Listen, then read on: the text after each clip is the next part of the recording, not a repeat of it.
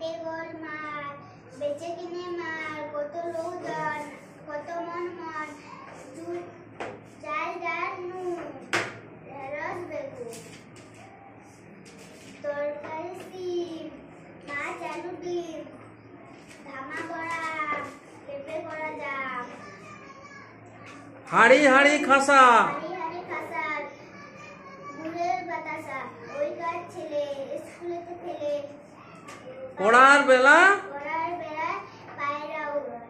ঠিক আছে। গোলমাল মানে হইচই, খাসা মানে চমৎকার, বেচে মানে বিক্রি করে, মন হচ্ছে একটা আমাদের ওজনের পরিমাপক, আর ধামা মানে হচ্ছে আমরা ঝুড়িও বলি বেতের তৈরি বড় পাত্র। তাইলে আমাদের এখানে কবিতাটার নাম হচ্ছে অন্যখানে, হ্যাঁ, এটা লিখেছে শুক্লতা রাও। এই পাঠ্য কবিতা অনুসারে নিচের তালিকাটি পূরণ করি, সেটা আমি বলে দিয়েছি।